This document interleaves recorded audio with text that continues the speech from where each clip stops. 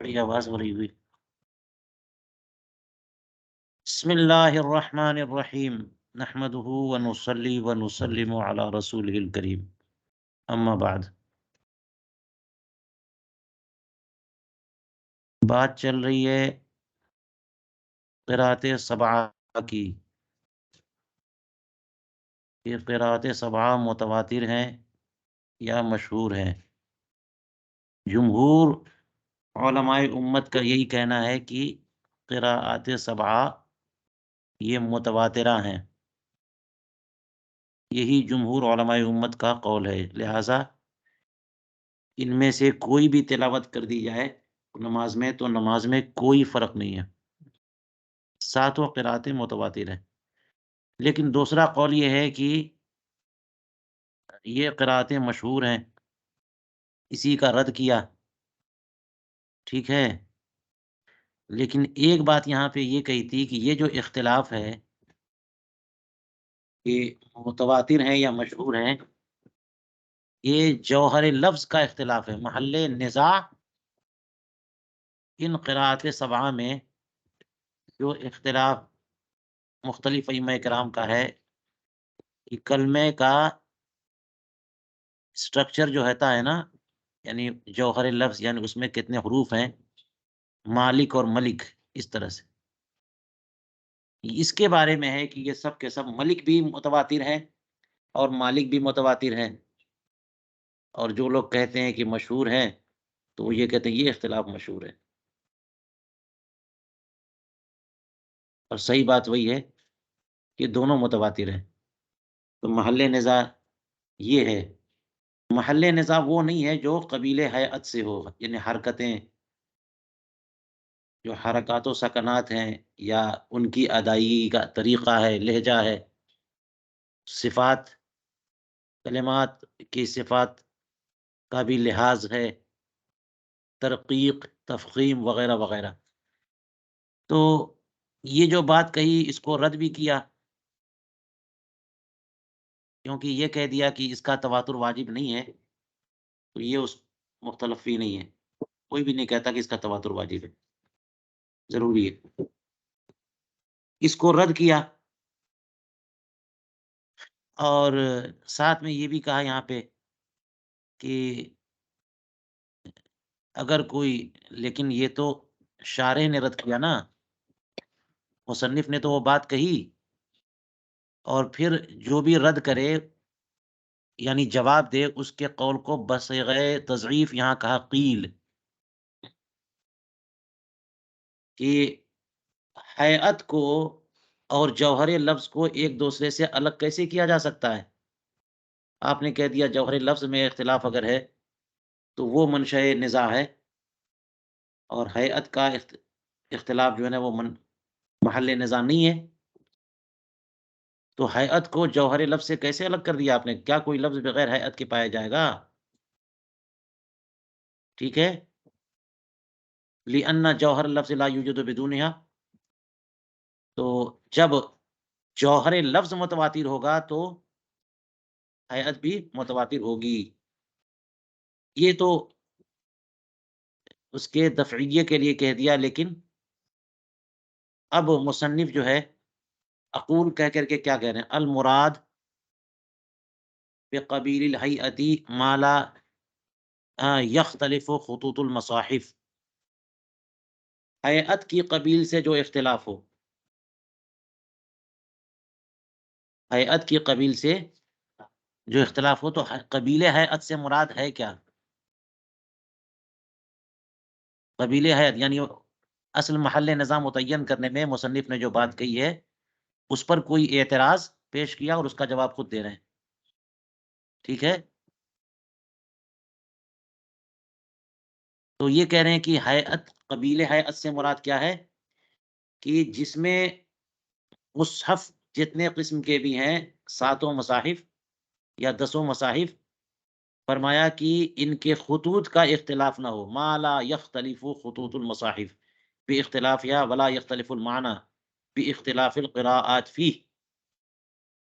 کہ ہیئت کا اختلاف ہو تو مصاحف میں اختلاف نہ ہو جائے، ہیئت کا اختلاف ہو تو ان کے معانی میں اختلاف نہ ہو جائے. جیسے اشمام ہے اور بغیر اشمام ہے، ترقیق ہے، تفخیم ہے نا؟ علیہم پڑھیں، علیہم پڑھیں، علیہمو پڑھیں، لکھیں گے تو ایک ہی طرح سے نا. ہم اور ہم لکھنے میں فرق ہو جائے گا. تو قبیلے ہیئت سے مراد یہ کہ خط میں فرق نہ ہو اور معنی میں فرق نہ ہو. تو یہ تو لوازم میں سے نہیں ہے کہ جب بھی لکھیں تینوں لکھا جائے. یہ کیسے ہوگا؟ علیہم لکھیں تو ایک ہی. تو یہ تو کہتے ہیں وہی لیست من اللوازم. یہ اختلاف تو ہو سکتا ہے کہ لکھنے میں لکھا ہے کہ علیہم اور کوئی اس کو پڑھ رہا ہے علیہم. ٹھیک ہے. ولا توفر للدواعی الى نقل تفاصیل مثلہ، اور اس جیسی تفاصیل کے نقل کی طرف دواعی کثیر نہیں ہوتے. تو تواتر کیوں ضروری ہے؟ اس کے نقل کے دواعی کثیر ہوں. یہ تو بات پہلے سے چلی آ رہی ہے نا. جس کے نقل کے دواعی کثیر ہوں اس کا تواتر ضروری ہے، اور اس جیسی تفصیلات کے نقل کے دواعی کثیر نہیں ہے، اس لیے ان کا تواتر ضروری نہیں ہے. فلا یجب و تواتر ہو، لہذا تواتر واجب نہیں ہے. اب پھر اس پہ دیکھیے کمنٹ شارح کا. انہوں نے کہہ دیا کہ یہ بھی کچھ نہیں ہے، ھذا لیس بشیء. اس کا رد شارح نے کیا مصنف کی بات کا،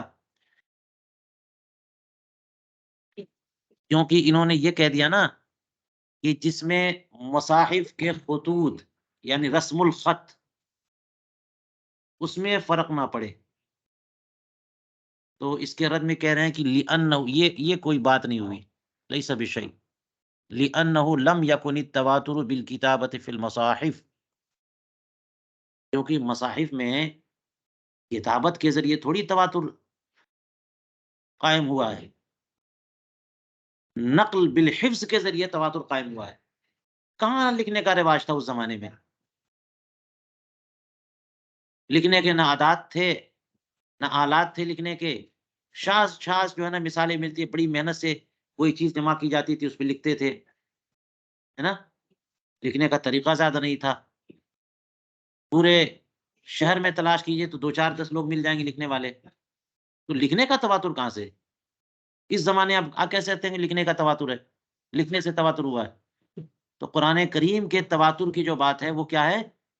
نقل بالحفظ میں تواتر. نقل میں تواتر، نقل بالکتابت نہیں بلکہ نقل بالحفظ. تو یہ کون سی آپ نے بات کر دی کہ خطوط میں فرق نہ پڑے؟ کس کا تواتر؟ تواتر ہو نہ ہو اس کی تو بات ہی نہیں ہے. فلا لاجل الدواعی الی المعنی، اور دواعی معنی کی طرف یعنی معانی کے نقل کی طرف دواعی کی وجہ سے ایسا ہو جائے، یہ بھی نہیں ہے. کیونکہ آپ نے یہ پہلے پڑھ لیا نا کہ تحدی جو قرآن پاک نے کی ہے وہ نظم قرآنی کی تحدی کی ہے. اگر تم شک میں ہو ان کنتم فی ریب مما نزلنا علی عبدنا، تو وہ جو ہے تحدی کس بات کی ہے؟ نظم قرآنی کی ہے جو دال ہے علی المعنی. یہ تو بات ہو چکی ہے. تو کیا اسی نقل کے دواعی کثیر ہیں، نہ کہ معانی کے نقل کے دواعی کثیر ہیں. ولا لاجل الدواعی المعنی بل توفر الدواعی اوجب. یہ جو دواعی ہیں کثیر دواعی، انہوں نے کیا ثابت کیا ہے؟ ان یحفظہ جمع لا يعد ولا يحصى، اتنی بڑی تعداد انہیں محفوظ رکھے جو شمار و قطار میں نہ آئیں، بے شمار ہوں، کہ ان کا تواطؤ علی الحزب عقلا محال مانا جائے. توفر دواعی نے یہ لازم کیا ہے کہ دواعی اتنے ہیں تو لامحالہ بہت بڑا کرو اس کو نقل تو کرے. وَيَنْقُلُهُ بِالْحِفْظِ، دیکھیے یہاں کیا تھا، اسے یاد رکھیں اور اسے نقل کریں. اسے لکھیں یہ نہیں، اسے یاد رکھیں اور یادداشت سے نقل کریں، یہ ہے. پھر اگر یادداشت سے نقل کرنا ہے تو اس میں آپ نے یہ کیوں کہہ دیا کہ خطوط مصاحف اور رسم الخط میں فرق نہ پڑے؟ اس میں تو جوہر بھی ہے اور حیت بھی ہے، دونوں چیزیں یاد میں علیہم، علیہم آخر کسی طرح سے پڑھو گے نا آپ، علیہم کو کسرے کے بغیر پڑھ کے دکھاؤ، بات سمجھ میں آ رہی ہے؟ نہیں پڑھیں گے تو اس میں تو جوہر لفظ بھی ہے اور حیت بھی ہے، سب چیزیں اس میں ہیں۔ اختلاف ترقیق کا ہے اور تفخیم کا ہے، تو کچھ لوگ ترقیق کر رہے ہیں، کچھ لوگ تفخیم کر رہے ہیں، را کی مثال کے طور پر، آخر دونوں میں سے کسی ایک طریقے سے پڑھیں گے نا، دونوں سے الگ کیسے ارتفاع نقیضین نہیں ہو جائے گا؟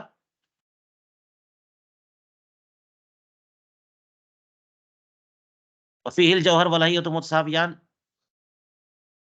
اور اس معاملے میں حفظ سے نقل کرنے میں، یاد رکھنے میں جوہر اور حیت دونوں برابر ہیں۔ اگر آپ کہتے ہیں جوہر کا تواتر ضروری ہے تو حیت کا بھی تواتر ضروری ہے، الا ما، ہاں یختلف کیفیت و ادا ہی، ہاں استثناء کر سکتے ہیں کیفیت ادا، کیفیت ادا جو ہے کہ فلا یجب و تواتر واحد منہما، کیا آ گیا، تو کیفیت ادا، ادائیگی کی کیفیت جو ہے نا، اس کا تواتر واجب نہیں ہے، اس سے مراد کا تقدیرات المد، اس کا تعلق نہ پڑھنے سے کہ مد، مد لازم ہے، مد عارض ہے، متصل ہے، منفصل ہے، 4 الف، 3 الف، 5 الف، کوئی ترتیل سے پڑھتا ہے، کوئی حدر سے پڑھتا ہے، الف کا حساب اسی حساب سے ہوتا ہے کتنی الف بڑھانا ہے۔ فالحق المتلقى بالقبول هذا التواتر، تو وہ حق بات جو قابل قبول ہے اور جسے قبول کر لیا گیا ہے، وہ یہ ہے کہ یہ بھی متواتر ہے، نہ صرف جوہر لفظ بلکہ حیت بھی متواتر ہے، بات سمجھ میں آئی؟ وہذا تخصیص من خطأ ابن الحاجب، اور جو علامہ ابن حاجب نے یہاں تخصیص کر دی ہے کہ یہ کہا نا ہاکذا قال ابن حاجب، کہ اس میں تواتر واجب نہیں ہے، یہ ان کی خطا، اس میں بھی تواتر ضروری ہے۔ یہ ساتوں قراتیں جو ہے نا، ہیں ساتوں ائمہ کرام جو پڑھتے ہیں، وہ ساتوں جوہر لفظ کا اختلاف بھی متواتر ہے اور حیت کا بھی اختلاف متواتر ہے۔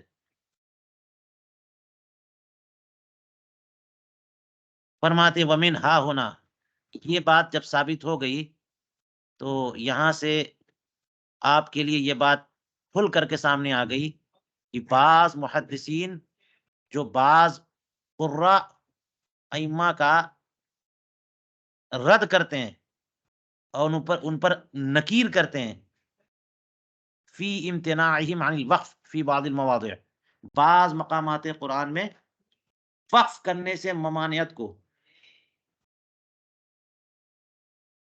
کہ بعض قرا وقف سے منع کرتے ہیں کہ فلاں فلاں مقام پر وقف نہ کریں، ٹھیک ہے، تو اس پر بعض مقامات پر اس پر جو ہے نا اہل حدیث سے مراد محدثین، یہ اہل حدیث نہیں، یہ کچھ نہیں ہے۔ بعض لوگ کہتے ہیں اہل حدیث کا لفظ آ جاتا ہے، جناب اہل حدیث کا ذکر تو بڑی بڑی کتابوں میں ہے، صاحب ترمذی بھی کہتے ہیں اہل حدیث اور اہل حدیث، یہ اہل حدیث نہیں ہے، یہ لوگوں نے دیکھا وہاں سے، یہاں سے نام رکھ لیا اٹھا کر کے، سب سے نئی قوم اگر کوئی ہے تو وہ اہل حدیث ہے، انہوں نے نام رکھ لیا، تو ہاں یہاں سے واضح ہوا کہ بعض محدثین نے بعض قرا پر نکیر کیا ہے کہ بعض مقامات میں آپ وقف سے منع کرتے ہیں، کیوں کرتے ہیں؟ اچھا آپ لوگ قرآن پاک پڑھتے ہوں گے تو وہاں ہوگا نا کہ وقف لازم، وقف ممنوع، وقف نہیں کرنا ہے، بالکل ملا کے جائیے آگے، تو صحیح بھی ہے، بہت سارے مقامات پہ وقف نہیں کریں گے معنی خراب ہو جائے گا، اور بعض مقامات پہ وقف کرنا ضروری ہے نا؟ تو بعض مقامات پہ جیسے مثال دی ہے یہاں پہ جیسے قل یا ایھا الکافرون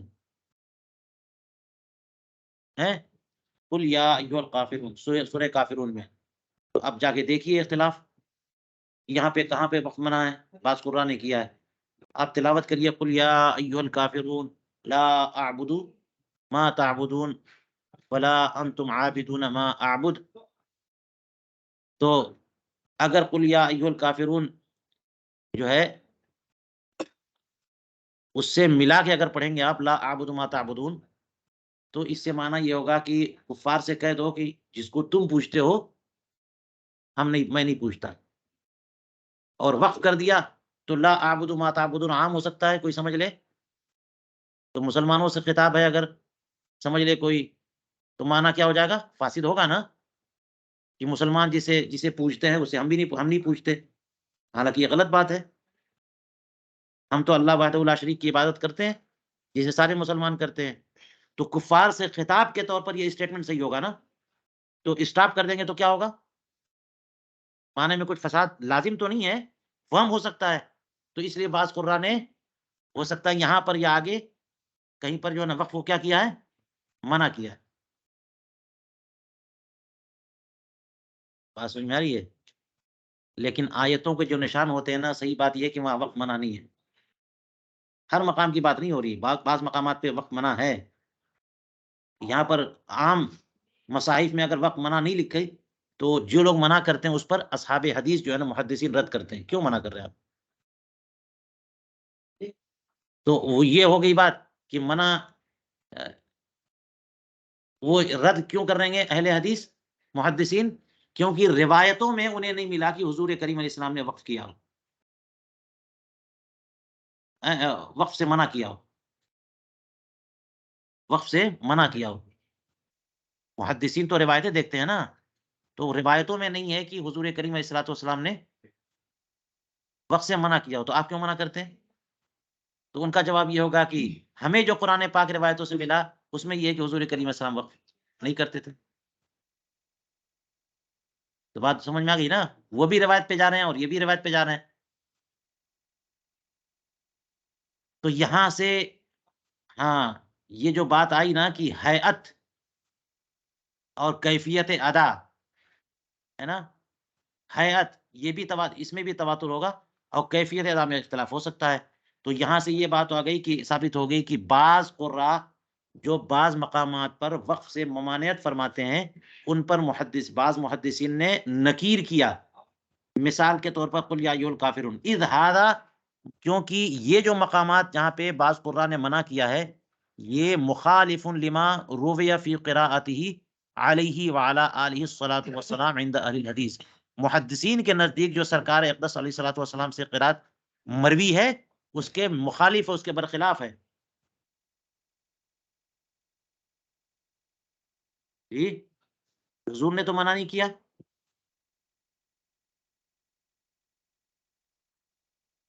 حضور نے وقف بھی کیا ہے،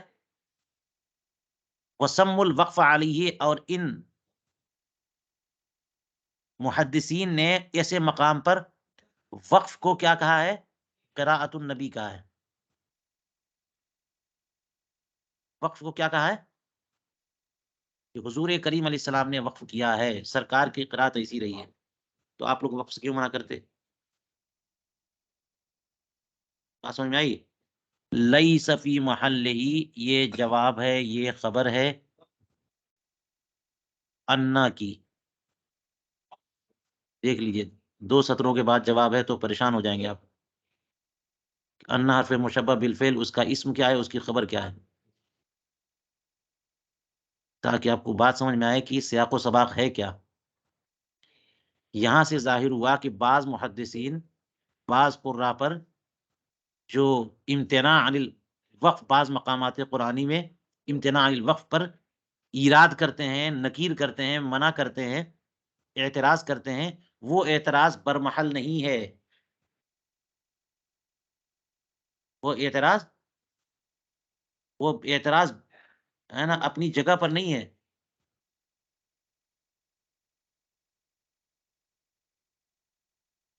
فَإِنَّ الْإِمْتِنَاعَ الَّذِي عَلَيْهِ الْقُرَّاءُ،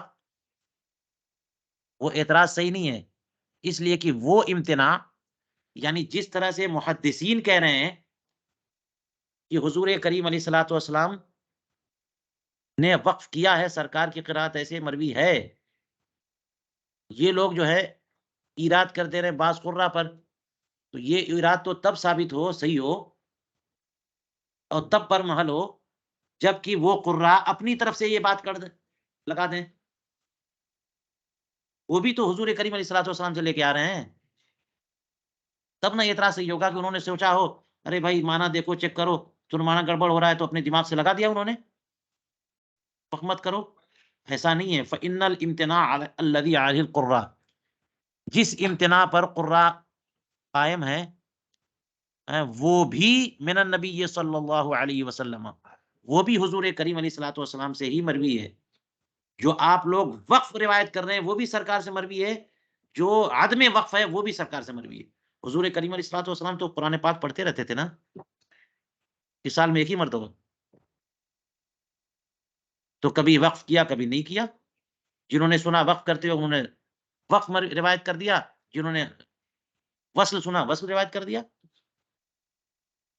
فلا وجہ للنکیر، تو جناب یہ محدثین بعض قرا کا رد کرتے ہیں، وہ نکیر درست نہیں ہے، کوئی کسی کی نکیر نہیں کرے، وہ بھی ٹھیک ہے یہ بھی ٹھیک ہے، وہ بھی روایت ہے یہ بھی روایت، وہ بھی منقول یہ بھی منقول، بل ھذا الامتناع متواتر، جیسے وصل متواتر ہے ویسے ہی امتناع بھی متواتر، ٹھیک ہے؟ نہیں، محدثین کے بارے میں کریں کہ جیسے انہوں نے کہا ہے وہ نہیں، بلکہ یہ امتناع متواتر ہے جو قرآن نے قرار دیا، یعنی وقف سے ممانعت، وما نقلوا، اور جو محدثین نے نقل کیا ہے کہ حضور کریم علیہ الصلوۃ والسلام وصل فرماتے تھے، وہ متواتر نہیں ہے، وما نقلوا اخبار و احاد، وہ اخبار احاد ہے۔ ففہم، تو یہاں پر آپ سمجھ کے رہنا، کہتے ہیں ثم هذا المدعا ضروری لا يحتاج فيه الى الدلیل، پھر یہ مدعا ضروری ہے، اس میں دلیل کی ضرورت ہی نہیں ہے، ٹھیک ہے؟ یعنی یہ کہ سب کے سب متواتر ہیں، جو جو اختلاف قراء سبعہ جوہر لفظ میں ہے، جو اختلاف قراء سبعہ ہیئت میں ہے، وہ سب متواتر ہے، ہاں دلیل کی ضرورت تھی۔ ومن کان فی ریب، جسے بھی ڈاؤٹ ہو شک ہو، اسے چاہیے کہ ہے نا ساری قرون سابقہ کا مطالعہ کرے کہ کیسے کیسے قرآن کریم ہمارے ائمہ نے، اصحاب نے، تابعین نے نقل کیا ہے۔ فإن النقلة للقراءات السبعة بل العشرة من لدن رسول الله صلى الله عليه وآله وأصحابه وسلم إلى هذا الآن في كل وقت كان عددهم أزيد من عدد البطحاء، یہ دیکھ لیجئے کہ قراءات سبعہ بلکہ قراءات عشرہ سرکار اقدس علیہ الصلوۃ والسلام سے لے کر کے اب تک ساری سنگتیں، ساری نسلیں ہیں، اور قرنن بعد قرن، نسل بعد نسل، جو علماء نے، ائمہ نے، امت کے اکابر نے، قرآن نے، حفاظ نے جو نقل کیا ہے ساتوں طرح سے بلکہ دسوں طرح سے، وہ ان کے نقل کرنے والے دو چار دس نہیں تھے، بے شمار تھے، ساری قراتوں کے، یہ شاذ قراتوں کو چھوڑ کر کہہ رہے ہیں، قرات سبعہ اور قرات عشرہ، پہلے کہا قرات سبعہ کے ناقلین بلکہ قرات عشرہ کو بھی شامل کیا، ان کی تعداد کتنی تھی؟ ازید من عدد البطحاء، ہے نا، ریت کی تعداد سے بھی زیادہ، لیکن المصنف، یہ بیان کثرت کے لیے ہے، ٹھیک ہے، لیکن المصنف تنبیہا للغافلین اورد الحجہ، لیکن مصنف نے یہاں پر دلیل پیش کرنی شروع کر دی ہے، لنا، مصنف نے یہاں پہ کیا کیا ہے؟ استدلال کیا، دلیل پیش کیا، دلیل کی ضرورت ہی نہیں ہے، قرات سبعہ متواتر ہے، اس پہ دلیل کی ضرورت ہی نہیں ہے، لیکن غافلین کی توجہ کے لیے، ان پر حجت قائم کرنے کے لیے، جو غافل ہو اس کے لیے انہوں نے کیا کیا ہے؟ دلیل پیش کر دی ہے۔ تو دلیل میں کیا کہہ رہے ہیں؟ لنا لو لم یکن تواتر القراءات المذکورہ لکان بعض القرآن غیر متواتر، اگر یہ ساتوں قراتیں متواتر نہ ہو، ان کا تواتر نہ ہو، تو بعض قرآن جو ہے یہ غیر متواتر رہ جائے گا، یہ خرابی ہے لازم آئے گی، اور جو غیر متواتر ہو اس پہ ہم کہہ سکتے ہیں کہ وہ قرآن نہیں ہے، ہے نا، کیونکہ پورا قرآن متواتر ہے، تو یہ خرابی لازم آئے گی، وہ خلفٌ، یہ خلاف معلوم و متیقن و مفروض ہے۔ اور یہ کہنا والملازمہ، یہ لازم کیسے آئے گا کہ اگر ساری قراتیں متواتر نہ ہو، سبعہ اور عشرہ، تو بعض قرآن غیر متواتر ہوگا، یہ کیسے لازم آئے گا؟ لأن التخصیص تحکم، کیونکہ تخصیص تحکم اور ترجیح بلا مرجع ہوگی۔ آپ ساتھ میں سے کہیں گے کہ جناب نافع مدنی اور ابن عمر مکی، یہ دونوں جو ہے نا، یہ متواتر ہے، باقی غیر متواتر ہے، یا ہم لوگ امام عاصم کی تلاوت کرتے ہیں، وہ متواتر، باقی، یہ ترجیح بلا مرجع ہوگی۔ کیوں آپ کے بارے میں بول رہے ہیں؟ کیا وجہ ہے؟ کسی کے ساتھ بھی تخصیص کریں گے نا، تو وہ تخصیص جو ہے نا بلا مخصص ہے۔ لأن التخصیص اے تخصیصہ بعض القراءات بکونہا قرآن، کی بعض قراءتیں قرآن ہیں، نہ کہ بعض دیگر، یہ تحکم ہے، بلا وجہ میں حکم لگانا ہے۔ فإن الکل نقلت، کی ساری قراءتیں برابر کے طور پر جو ہے نا منقول ہوئی ہیں، اور ائمہ کرام کا اجماع ہے کہ ان میں سے تمام قراءتوں کے ساتھ نماز ہو جاتی ہے، تو سب کے سب قرآن ہیں۔ اچھا چلیے، جو ان کے تواتر کے منکر ہیں، ان کی دلیل کیا ہے؟ قرات سبعہ کے تواتر کے جو منکر ہیں، پہلے کہا تھا نا کہ یہ مشہور ہیں یہاں پہ، جی یہ کہا تھا مشہور، تو جو منکرین ہیں وہ کیا کہتے ہیں ان کی دلیل؟ وہ یہ کہتے ہیں کہ یہ ساتھ ہی ائمہ تو ہیں، القراء سبعۃ او اقل، یہ قراء کتنے ہیں؟ کیا کم ہے؟ اور کیا اتنی تعداد سے تواتر کا تحقق ہو جاتا ہے؟ 7 سے۔ وہذا العدد لا ينقض بالتواتر، لہذا فلا یکون متفق علیہ متواتر، لہذا اگر ساتوں کسی پر متفق ہو جائیں تب بھی تواتر نہیں، تو جب متفق ہو جائے 7 آدمی تب تواتر نہیں ہوگا، تو اختلاف ہے۔ فما ظنک بما اختلفوا فیہ، آپ کیا سمجھتے ہو اگر یہ اختلاف کر گئے تو وہ متواتر کیسے ہے؟ یہ بہت ہی معمولی درجے کا استدلال ہے کہ قراء تو ساتھ ہی ہیں۔ قراء ساتھ ہے کا مطلب اکیلے اکیلے کھڑے ہوئے قرآن پڑھ رہے ہیں، وہ اکیلے اکیلے کہیں پہ، کوئی ساتھ نہیں ان کے۔ قلنا، اس کے جواب میں ہم کہیں گے ھذا انما یتم، یہ آپ کی دلیل تب تام ہوگی جب لو کانوا ھم النقلا، وہی بس ناقلین تھے، کوئی ان کے ساتھ نہیں تھا، نہ ان سے پہلے نہ ان کے بعد میں، نہ ان کے ساتھ، وہ ممنوع، یہ تسلیم نہیں ہے کہ وہی ناقلین تھے بس۔ بل نقلۃ ازید من عدد البت، ناقلین جو ہے نا یہ بے شمار ہیں، بہت بڑی تعداد ہے۔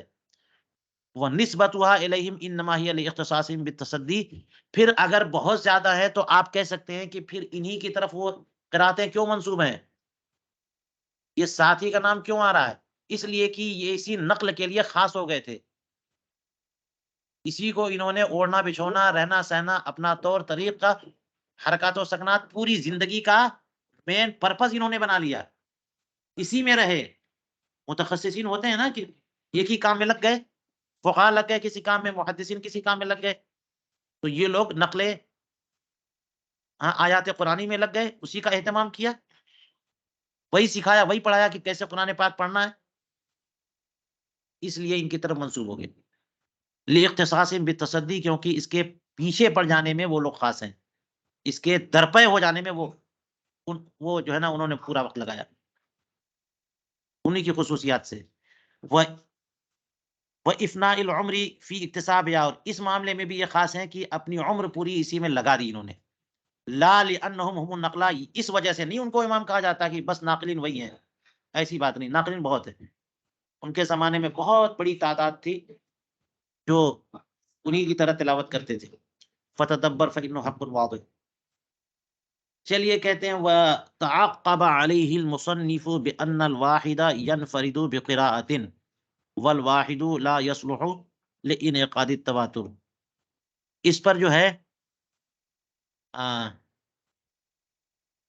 مصنف نے، نہیں اوپر کیا، ہاں اس کا جواب تحریر الاصول، یہ غالباً وہی تحریر الاصول ہے جو امام کمال الدین ابن حمام کی تحریر کی کتاب ہے، انہوں نے جواب دیا، ان کی کتاب میں جواب دیا گیا کہ کیا اس تعداد سے تواتر منعقد نہیں ہوتا، یہ ہمیں تسلیم نہیں ہے۔ یہ اعتراض کیا تھا کہ ساتھ ہی تو ہیں۔ اعتراض کیا کیا تھا؟ ائمہ سبعہ ساتھ ہی نہ ہیں، تو ساتھ سے کیسے تواتر ہوگا؟ اس کا رد، یعنی اس کا جواب کہ کیوں نہیں ساتھ سے ہوگا؟ کیا کوئی تعداد خاص ہے؟ تو آپ نے کیسے کہہ دیا کہ اس تعداد کے بارے میں کہ وہ بس یہ ہے کہ جتنی تعداد سے عقل جو ہے نا وہ یقین کر لے کہ اتنی بڑی تعداد، جھوٹ نہیں بول سکتے؟ تو کہتے ہیں کہ تواتر اس تعداد سے منعقد نہیں ہوگا، یہ ہمیں تسلیم نہیں ہے۔ تحریر میں جواب دیا گیا بمنع عدم انعقاد التواتر بهذا العدد فإن العدد ليس شرطا في التواتر، کیونکہ عدد تواتر میں، تو کیوں آپ نے عدد کو لے کر کے یہاں پر اعتراض کیا ہے؟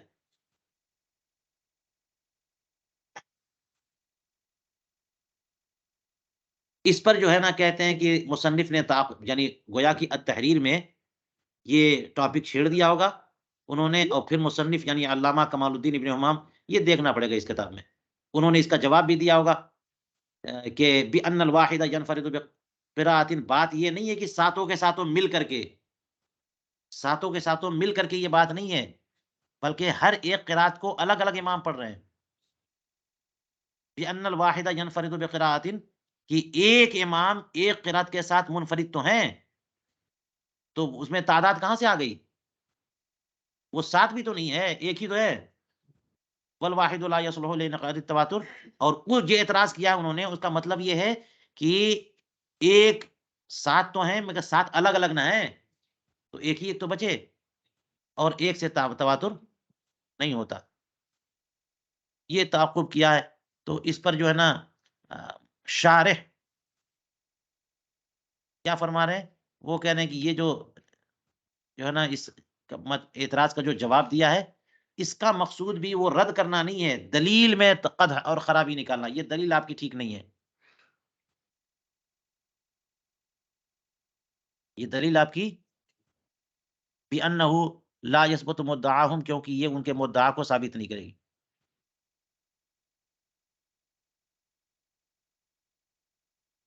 کیونکہ قرہ سبعہ ہے، تو آپ نے کہہ دیا کہ سبعہ سات سے تواتر تو ہو جائے گا، تو اس پہ جواب کہ سات کہاں پہ ہیں، وہ تو الگ الگ ہے، تو سات والا اعتراض اور اس کا جواب ایک ایک والا، یہ دونوں غلط ہو گیا نا، دونوں غلط ہوگی۔ بات کیوں؟ اس لیے کہ بات یہ ہے کہ اتنے نہیں ہیں، ناقلین اتنے نہیں ہیں جو آپ نے ایک ہی جواب میں دے دیا، ناقلین ایک یا سات نہیں ہیں، ان کے ساتھ لاکھوں لاکھ لوگ ہیں، تو یہ استدلال ٹھیک نہیں ہے۔ لأنه اذا تعدد النقل يمكن ان يناقض التواتر لعدم اشتراط العدد، کیونکہ جب ناقلین متعدد ہو گئے اور ایک اور سات نہیں ہے، چاہے وہ امام ایک ہے، چند ہیں، لیکن ناقلین کی بات ہو رہی ہے کہ امام کی بات ہو رہی ہے؟ ناقلین جب وہ متعدد ہو گئے تو ہو سکتا ہے کہ تواتر منعقد ہو جائے، کیونکہ تواتر میں کوئی خاص عدد متعین نہیں ہے۔ کہتے ہیں وفیہ تأمل فتأمل، اس میں تأمل اور غور و فکر کی ضرورت ہے، آپ غور و فکر کرو۔ فی الحال ہم غور و فکر کرنے سے بہتر ہے کہ ہم آگے بڑھیں گے، کیونکہ غور و فکری تو چل رہا ہے۔ اعلیٰ حضرت کا حاشیہ دیکھنا چاہیے کہ انہوں نے تأمل پہ کیا لکھا۔ چلیے یہ بات تو ہو گئی،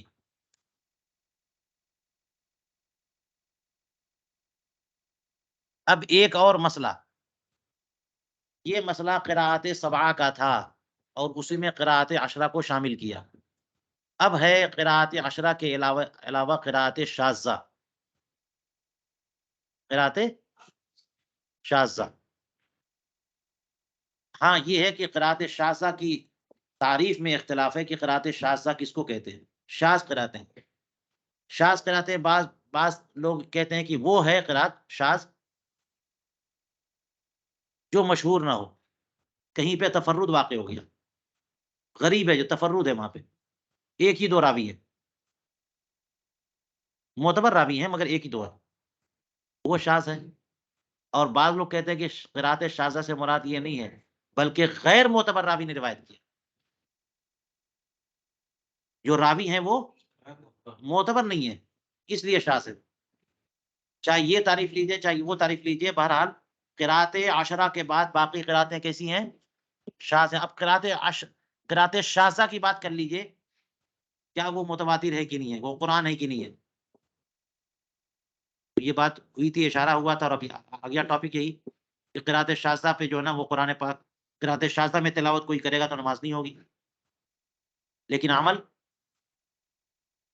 تو اب یہ کہتے ہیں کہ قرأت شاذہ کے مطابق کوئی عمل کرنا چاہے تو عمل کر سکتا ہے، وہ حجت قطعیہ نہیں ہے، حجت ظنیہ ہے.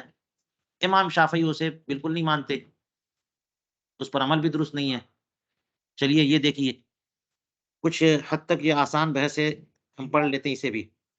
فرمایا مسئلہ القراءۃ الشاذہ وہی ما عدا العشرہ التي نقلها عن الرسول صلی اللہ علیہ وسلم من لا یبلغ عدد التواتر.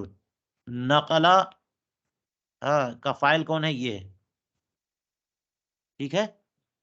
من لا یبلغ، قرأت شاذہ یعنی 10 قرأت کے علاوہ باقی قرأتیں جسے رسول کریم علیہ الصلوۃ والسلام سے اتنی بڑی تعداد میں لوگوں نے نقل کیا ہے جو تواتر کی حد تک نہ پہنچے.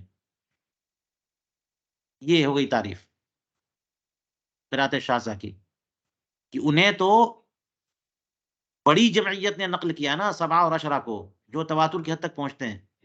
لیکن شاذہ وہ ہیں جو اتنے لوگوں نے نقل کیا ہے جو تواتر کی حد تک نہیں پہنچ، اس لیے شاذ ہے وہ.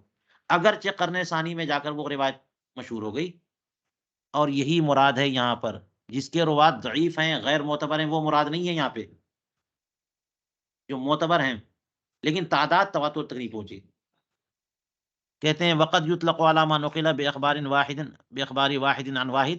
کبھی کبھی قرأت شاذہ کا اطلاق اس پر بھی ہو جاتا ہے، اس قرأت پہ جو ایک سے ایک اور ایک سے ایک واحد عن واحد طریق پر یعنی کئی جگہ پہ تفرد واقع ہوا ہے، بس ایک راوی ہے، اس پر بھی اطلاق ہو جاتا ہے قرأت شاذہ کا. چلیے کہتے ہیں القراءۃ الشاذہ حجت ظنیہ، یعنی قراءت سبعہ تو حجت قطعیہ ہے، لیکن شاذ قراءتیں ظنی حجت ہیں. اور ظنی حجت ہیں تو وہ بھی واجب العمل ہوتی ہیں ہمارے نزدیک، جیسے اخبار احاد، اخبار مشہورہ، یہ تو مفید قطع نہیں ہے نا، مفید ظن ہے. تو ظنی دلائل یہ بھی موجب عمل ہے کہ نہیں ہے، واجب العمل ہے کہ نہیں ہے، ہیں؟ تو اس لیے شاذ قرأتیں بھی واجب العمل ہیں. عندنا واجبۃ العمل دون العلم، ہاں موجب علم نہیں ہے، ان کو ماننا ضروری نہیں ہے، ان کے مطابق عمل کرنا ضروری ہے. خلافاً للشافعی، یہ ہمارا موقف ہو گیا کہ واجب العمل ہے، واجب العلم نہیں ہے. امام شافعی نہ تو واجب علم مانتے ہیں نہ واجب العمل، دلیل ہی نہیں مانتے. ہمارے ہاں شاذ قرأتیں بھی دلیل ہیں، اسی لیے ہم نے جو ہے نا متتابعات کے ساتھ جو ہے نا وہ قید لگا دی کہ 3، وہ حضرت عبداللہ ابن مسعود کی روایت. اور بھی مقامات پہ ایمانہما جو ہے نا السارق والسارقۃ فاقطعوا ایدیہما کی جگہ ایمانہما. تو امام اعظم ابو حنیفہ نے کہا کہ دائنا ہاتھ ہی کاٹا جائے گا، بایاں ہاتھ دونوں آپشن نہیں ہے. حالانکہ ایدیہما میں آپشن ہے، بالکل مطلق ہے. تو ایمانہما والی قرات کو بھی واجب العمل قرار دیا. وہ کہتے نہیں، وہ تو نہ موجب علم مانتے ہیں نہ موجب عمل. یہی مقصد ہے خلاف للشافعی رحمہ اللہ علی ما حکا، جیسا کہ امام الحرمین نے بیان کیا، اور اس پر علامہ ابن حاجب نے جزم اور یقین بھی کیا کہ نہیں وہ واجب العمل بھی نہیں ہے. فما اوجب التتابع، تو امام شافعی نے تتابع کو واجب نہیں، کیونکہ اسے موجب العمل نہیں قرار دیا نا شاذ قرات کو، لہذا اس پر عمل نہیں کیا. تو تتابع کو واجب فی صیام کفارۃ الیمین، کفار یمین کے روزوں میں. کفار یمین میں ہے نا کہ 10 مساکین کو کھانا کھلاؤ، یہ یمین لغو، یمین منعقدہ، یمین غموس سب کا بیان ہے. اور یہ کہ اگر قسم ٹوٹ گئی تو پھر کیا کفارہ دینا ہوگا، غلام آزاد کرو، یا پھر یہ کہ 10 مسکین کو کھانا کھلاؤ، یا کپڑے پہناؤ، یا 3 روزے رکھو. تو وہ 3 روزے رکھو قرات متواترہ میں وہ نہیں ہے متتابعات کا کلمہ، لیکن حضرت عبداللہ ابن مسعود رضی اللہ عنہ کی قرات میں جو شاذ قرات ہے ان کی قرات میں ہے بے قرات ابن مسعود وصیام و ثلاثت ایام متتابعات، یہ ہے، یہ متواتر قرات ہے اور یہ شاذ ہے، ٹھیک ہے؟ تو شاذ کو چونکہ واجب العمل قرار نہیں دیتے امام شافعی، تو وہ تتابع کی شرط نہیں کریں گے کہ تینوں روزے ایک ساتھ رکھنا ہے، بات سمجھ آئی؟ لیکن حضرت امام اعظم ابو حنیفہ اس کو بھی واجب العمل قرار دیتے ہیں تو وہ شرط لگائیں گے۔ وذکر الرافعی من کبار اصحابہ، یہ امام شافعی کا موقف تھا کہ حضرت عبداللہ ابن مسعود کی قرات پر عمل نہیں کیا انہوں نے، شاذ قرات پہ۔ لیکن امام شافعی کے مذہب کے بڑے بڑے علماء میں سے حضرت امام رافعی ہیں اور قاضی ابو الطیب الحسین ہیں، وہ یہ کہتے ہیں کہ شاذ قرات پر بھی عمل ہوگا۔ یہ امام شافعی کا مذہب کیا ہے؟ العمل بہی۔ لیجیے جناب، شوافے میں بھی روایت مذہب شافعی میں اختلاف ہوا۔ امام شافعی جیسا کہ امام الحرمین نے بیان کیا کہ وہ واجب العمل نہیں ہے، لیکن یہ جو چند شافعی علماء ہیں یہ کیا کہتے ہیں کہ امام شافعی کے نزدیک بھی واجب العمل ہے، کخبر الواحد۔ اور امام سبکی جو ہیں انہوں نے جمع الجوامع میں اس کو صحیح قرار دیا کہ امام شافعی کے نزدیک بھی شاذ قرات واجب العمل ہے، شرح مختصر میں بھی صحیح قرار دیا۔ وقد احتج بعض اصحاب علی قطع یمین السارق بقرات ابن مسعود، اور بعض شافعیہ نے استدلال کیا ہے کہ امام شافعی کے نزدیک شاذ قراتیں بھی موجب العمل ہیں، واجب العمل ہیں۔ اس پہ اس دلیل یہ قائم کی ہے کہ امام شافعی اسے بھی اس پر عمل کرتے ہیں۔ دلیل یہ ہے کہ انہوں نے، یعنی امام شافعی نے چور کے داہنے ہاتھ کو کاٹنے کا قول کیا حضرت عبداللہ ابن مسعود کی قرات ہی سے عمل لیتے ہوئے، وہاں انا من الشواذ، حالانکہ حضرت عبداللہ ابن مسعود کی یہ قرات کیسی ہے؟ السارق والسارقۃ فاقطعوا ایدیہما، یہ متواتر ہے۔ ان کی قرات میں کیا ہے؟ ایمانہما، تو اس پر انہوں نے بھی عمل کیا مع ان من الشواذ قضا فی الاتقان۔ وقال فی اتقان میں فرمایا وانما لم يحتج اصحابنا بقراءۃ متتابعات لادعائهم النص،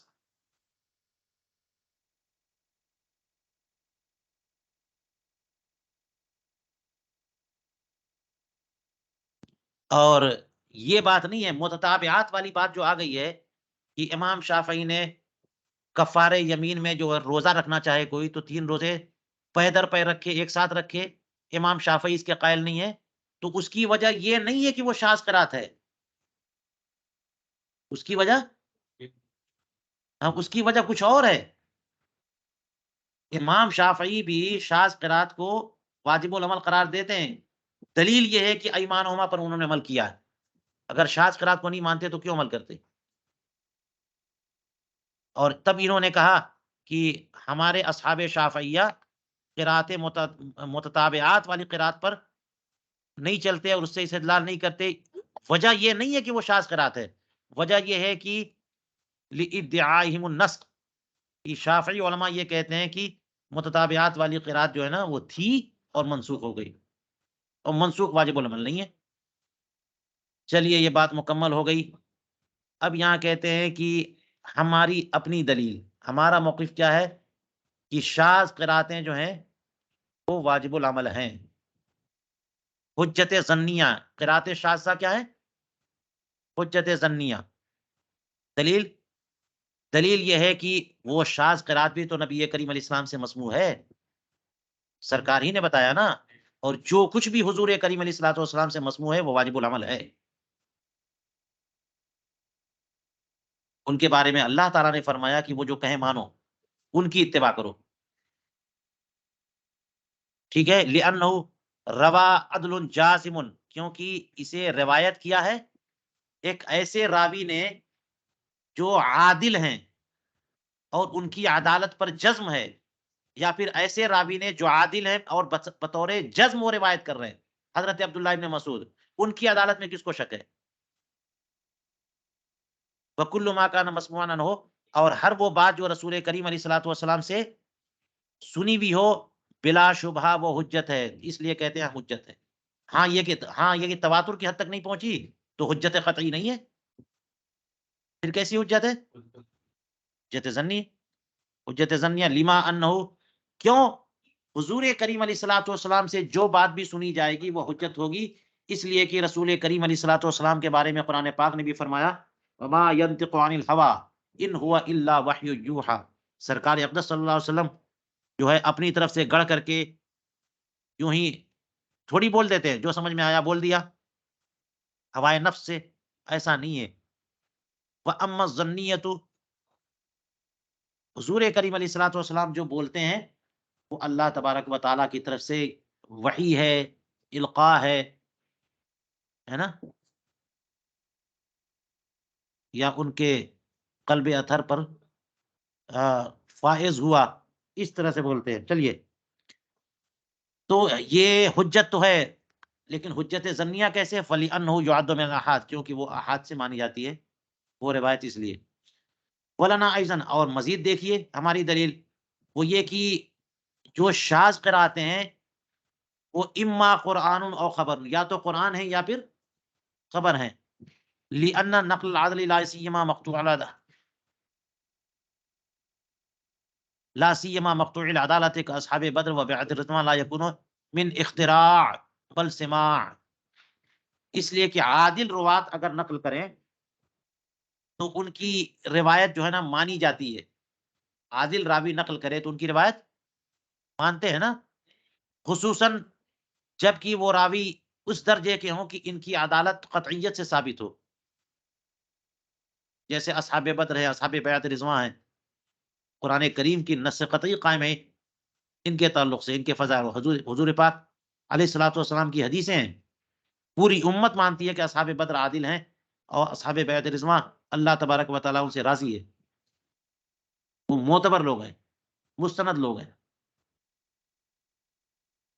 حضرت عبداللہ ابن مسعود رضی اللہ تعالیٰ عنہ بلا شبہ اصحاب بیعت رضوان سے بھی ہے، اصحاب بدر سے بھی ہیں، تو ایسے مقطوع العدالت یعنی قطعی العدالت راوی اگر بیان کریں گے تو کیا وہ اختراع سے اور گڑھ کر کے بیان کریں گے؟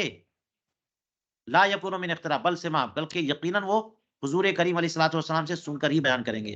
فہو اما قرآن، تو وہ جو بیان کریں گے یا تو قرآن ہے جس کی تلاوت منسوخ ہو گئی، اور یا پھر یہ کہ وہ خبر ہے، حدیث پاک ہے جو قرآن کی کسی آیت کی تفسیر کے طور پہ واقع ہوئی، اور فہو قرآن یا او خبر، تو یہ دو ہی صورت ہے، یا تو قرآن ہے یا پھر قرآن ہے تو منسوخ التلاوت، اور یا پھر خبر ہے تو تفسیر ہے، اور یہ دونوں واجب العمل ہے، قرآن بھی اور خبر رسول بھی، جو تفسیر کے طور پہ۔ فَإِن قُلْتَ، اگر آپ اعتراض کرو کہ یہ خصم جو ہے یہ انحصار کو نہیں مانے گا، یہ آپ نے کہا نا کہ یا تو خبر ہے یا قرآن ہے، یہ دو ہی میں کیوں آپ نے حصر کر دیا؟ یا تو خبر ہے یا، کیوں نہیں ایسا کہ ایک تیسری صورت ہو کہ وہ راوی کا اپنا مذہب ہو، راوی کا اپنا مذہب ہو، اپنا موقف ہو، اپنی سوچ ہو، اپنا اجتہاد ہو، تیسری صورت کیوں نہیں ہو سکتی؟ اگر کوئی اعتراض کرے کہ خصم جو ہے انحصار تو نہیں تسلیم کرے گا، بل یجوزو کونہ مذہب الراوی، بلکہ وہ ایک اور صورت نکالے گا، کیا؟ کہ ہو سکتا ہے یہ راوی کا اپنا قول ہو، نہ تو قرآن کے طور پہ راوی نے بیان کیا، نہ خبر رسول کے طور پہ بیان کیا، بلکہ اپنے مذہب کے طور پہ بیان کیا۔ فنقلوا قرآنًا، اور وہ ان کا مذہب تھا، انہوں نے قرآن کے طور پہ نقل کر دیا، تو اس کے جواب میں اگر کوئی یہ اعتراض کرے، اس کے جواب میں کہتے ہیں کہ یہ تو بہت ہی بیکار سا اعتراض ہو گیا، بہت ہی غلط اعتراض ہو گیا۔ وتجویز کونہ مذہبا لہ فنقلہ قرآنا عجب، یہ جائز قرار دینا یا اس احتمال کی بات کرنا کہ ہو سکتا ہے کہ وہ ان راوی کا مذہب ہو اور قرآن بنا کر کے انہوں نے پیش کر دیا، یہ تو عجیب اعتراض ہو گیا نا۔ وہ عدول کے لیے آپ یہ کہہ رہے ہیں کہ وہ اپنے مذہب کو قرآن بنا کے پیش کر رہے ہیں؟ لیس للمسلم ان یجترئ علیہ، کوئی مسلمان اس پر جرأت نہیں کر سکتا، ایک مسلمان جرأت نہیں کر سکتا کہ اپنی بات کو قرآن بنا کے پیش کرے. تو پھر صحابی کے بارے میں کیسے؟ لأن الصحابی العادل بل مقطوع العدالہ، اس لیے کہ صحابی جو عادل ہیں بلکہ ان کی عادت، ان کا عدل ہے قطعی سے، قطعیت سے ثابت ہے. کیف یفعل ھذا الامر الشنیع، کیسے یہ پورا کام کریں گے، اپنی بات کو قرآن بنا کے پیش کرنا. ارے بھائی، اپنی بات کو دوسری کی بات یا دوسرے کی بات کو اپنی بات بنا کے پیش کرنا، یہ تو اخلاقی جرم مانا جاتا ہے، یہ تو سرقہ ہے، چوری ہے. اور اپنی بات کو اللہ کی بات بنا کے پیش کرنا، وہ بھی صحابہ کی طرف یہ بات منسوب، یہ تو ذکر کے قابل بات بھی نہیں ہے. کہتے ہیں وفی حواشی مرزا جان، ہاں اس حاشیے میں یہ بھی لکھا ہے کہ ان العجب انما یصح لو کانا، یہ جو تعجب کی بات کہہ دی کہ کسی نے اعتراض کیا تو یہ اعتراض حیرت انگیز ہے، عجیب و غریب ہے. کہتے ہیں کہ یہ تعجب کرنا یہ تب صحیح ہوتا لو کانا مراد الخصمی ان مدلولہ کانا مذہبا لہو فنقلہ قرآنا للترویج.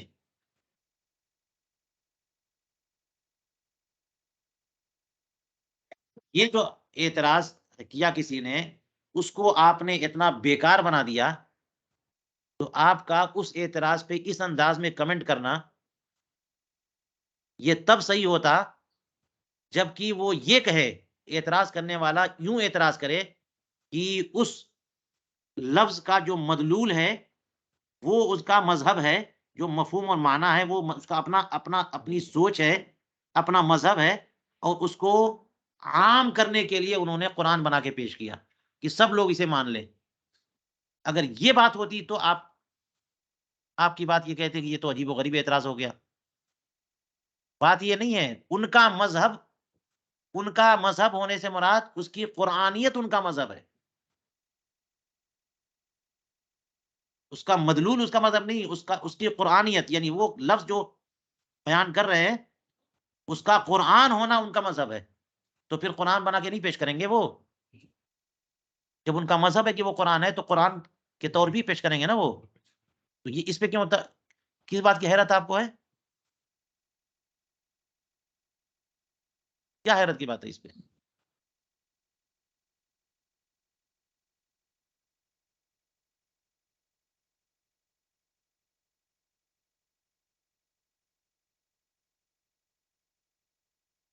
ٹھیک ہے، یہ میں نے بیان کر دیا. فَإِنَّهُ لَا شَكَّ أَنَّهُ لَا يَتَتَّى، اگر یہ لیں گے آپ کہ وہ اپنا، اس کا مدلول اور معنی ان کا مذہب تھا، اسے قرآن بنا کے پیش کیا انہوں نے تاکہ سب لوگ مان لیں ترویج کے لیے، تو یہ کسی عادل بندے سے احاد سے نہیں ہو سکتا. خدا یہ کہ صحابہ کرام ایسا کریں، بلکہ اس معترض کا مقصد یہ ہو سکتا ہے کہ اس لفظ کی قرآنیت ان کا مذہب ہے بالاجتہاد، اور پھر اسے انہوں نے قرآن بنا کے پیش کیا. فَنُقِلَ عَلَىٰ مَا كَانَ مَذْهَبٌ لَهُ، تو پھر وہی اسی انداز میں منقول ہو گیا جو ان کا مذہب تھا. ہیں اور وہ مذہب الراوی غیر حجت، اور راوی کا مذہب لیکن قوم نے قبول نہیں کیا قرآنیت، کیونکہ اس کی قرآنیت ان کا مذہب ہے، لیکن راوی کا مذہب حجت تھوڑی ہے. راوی کا مذہب حجت نہیں ہے، راوی کا مذہب حجت نہیں ہے. حجت قرآن ہے، حجت حدیث ہے، ٹھیک ہے. حجت جو ہے نا وہ اجماع ہے، حجت قیاس ہے. کسی راوی کا کوئی مذہب ہو یہ حجت نہیں ہے. سیما اذا ظہر خطئہ بیقین، خاص طور سے تب جب کہ اس راوی کے کا مذہب جو ہے نا وہ ثابت ہو گیا کہ وہ صحیح اور صواب نہیں ہے، اس کی خطا ظاہر ہو گئی، بے یقین، یقیناً، جزمن، حتمن ثابت ہو گیا کہ وہ ان کا کہنا یا ان کا مذہب جو ہے نا وہ خطا ہے. تو پھر کیسے حجت ہے؟ یوں بھی کسی راوی کا مذہب حجت نہیں ہوتا، اور خاص طور سے جب کہ اس مذہب کے کا غلط ہونا یا خطا ہونا یہ ظاہر ہو جائے یقینی دلائل سے. کہتے ہیں وَهَذَا مِمَّا لَا عُجْبَ فِيهِ، اس میں تو کوئی حیرت کی بات نہیں ہے، یہ تو ہو ہی سکتا ہے. وجواب ہو، اس کا جواب یہ ہے کہ ان القرآنیت مما لا يهتدي الیہ الرائی ولا مدخل له فیہ، ہیں، اور یہ اوپر والے اعتراض کا جواب ہو سکتا ہے کہ قرآنیت یہ ایسی چیز نہیں ہے کہ عقل سے یہ، یا یہ بھی اس اعتراض کا بھی جواب کہ انہوں نے قرآنیت کا جو مذہب اختیار کیا اجتہاد سے اختیار کیا، اس کا بھی جواب ہو گیا کہ قرآنیت یہ اجتہاد سے ثابت نہیں ہے۔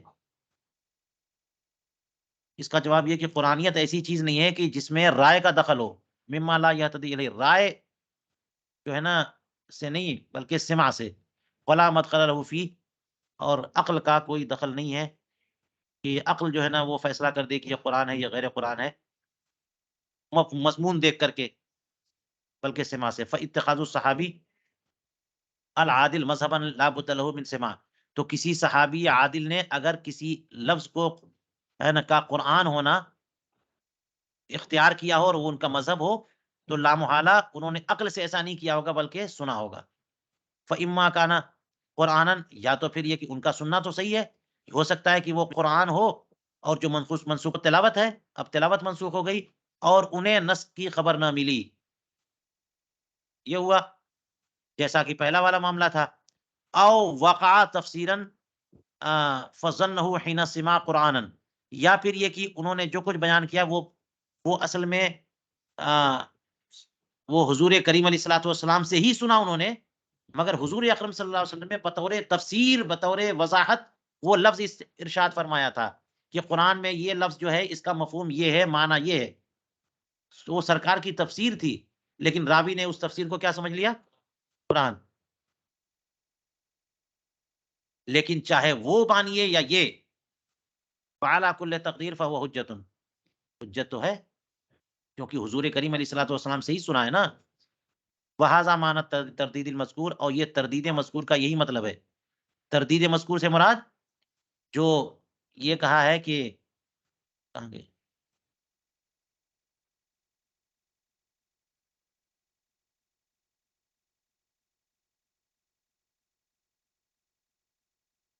خبر ہے یا قرآن ہے، کہاں گیا؟ یہ اما قرآن اور خبر، یہ تردید ہے کہ نہیں ہے؟ اما قرآن اور خبر، قرآن اور خبر کے درمیان تردید ہو رہی ہے نا، یا تو یہ یا وہ، تو یا تو یہ یا وہ، یعنی قرآن یا خبر، یہی مراد ہے کہ قرآن مانیے اس تقدیر پر بھی حجت ہے، خبر مانے اس تقدیر پر بھی حجت ہے، کیونکہ خبر کا مطلب حدیث ہے نا۔ چلیے کہتے ہیں کہ الشافعی قالو، یعنی اصحاب شافعیہ نے یہ کہا کہ انہ لیس بقرآن، اب آیا ان کا مذہب، جی آخر میں ان کا مذہب قرات شاذہ کے بارے میں اپنا مذہب بتا چکے کہ وہ حجت ظنیہ ہے، واجب العمل ہے، مفید علم نہیں ہے، مفید عمل ہے، مفید ظن ہے، اور یہ مفید علم بھی نہیں مانتے، مفید عمل بھی نہیں مانتے، تو وہ کہتے ہیں کہ لیس بقرآن، قرآن تو ہے نہیں شاذ قرات، اس لا تواتر، کیونکہ قرآن کے لیے تواتر ضروری ہے، وہاں تواتر نہیں ہے، اور جس میں تواتر نہ ہو وہ قرآن نہیں ہے، اور ایسی خبر بھی نہیں ہے جس پر عمل درست ہو، ولا خبر یصح العمل بھی، اذ لم ينقل، اچھا کیوں وہ ایسی خبر نہیں ہے جو لائق عمل ہو؟ وہ اس لیے کہ وہ بطور خبر منقول نہ ہوئی، وہ خبر بطور خبر منقول نہ ہوئی، بلکہ وہ بطور قرآن منقول ہوئی، ٹھیک ہے، بطور خبر، بطور روایت، بطور حدیث منقول نہیں ہے۔ وہ ہوا شرط و صحت العمل، اور خبر پر عمل کی شرط ہے کہ خبر من حیث الخبر مروی و منقول ہو۔ امام شافعی کے نزدیک حدیث پر عمل درست ہے، اس کے لیے کیا ضروری ہے؟ نہیں نہیں، ہاں حدیث من حیث الحدیث، حدیث من حیث الخبر مروی ہو، اور یہ جو ہے نا یہ ایک خبر ہے جو من حیث القرآن مروی ہے، تو خبر من حیث الخبر اگر مروی ہو تو وہ قابل عمل ہے، ورنہ قابل عمل نہیں، یہی کہہ رہے ہیں، فلا یصح العمل بدونہ، تو اس کے بغیر تو عمل درست نہیں ہوگا، یہ شرط عمل ہے نا کہ خبر من حیث الخبر مروی ہو، اور وہ نہیں ہے تو خبریت جب نہیں ہے تو اس کے بغیر عمل کیسے ہوگا؟ اس کے جواب میں ہم کہتے ہیں کہ کون النقل خبرن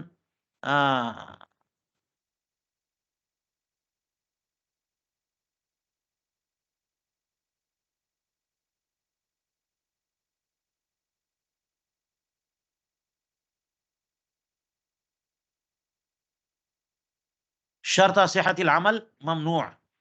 یہ جو آپ نے بات کہہ دی نا کہ خبر کا یا نقل کا خبر ہونا یہ شرط صحت عمل ہے، یہ ہمیں تسلیم نہیں ہے، ممنوع. رسول کریم علیہ الصلوۃ والسلام سے کوئی صحابی کوئی خبر نقل کریں اور خبر کی حیثیت سے نقل کریں، یہ شرط صحت عمل ہے، یہ تسلیم نہیں. بلکہ جو بات بھی رسول کریم علیہ الصلوۃ والسلام سے کوئی صحابی سنے اور بیان کریں نقل کریں، وہ یقیناً صحیح العمل لائق عمل لائق تقلید ہے. شرط جو ہے نا وہ صرف یہ ہے کہ حضور سے سنا انہوں نے. شرط یہ نہیں کہ خبر کی حیثیت سے پیش کیا، بلکہ شرط کیا ہے؟ حضور کریم علیہ الصلوۃ والسلام سے سما ثابت ہے. بل الشرط والسماع، بس اتنا ہی ثابت ہے. یعنی اتنی ہی شرط ہے کہ حضور کریم صلی اللہ علیہ وعلی آلہ وصحبہ افضل الصلاۃ والتسلیم ان سے سنا مطلقاً. والاجماع انما هو على ان الخبر الذي لم ينسب الى رسول الله صلی اللہ علیہ وآلہ وصحبہ وسلم لا يجب به العمل.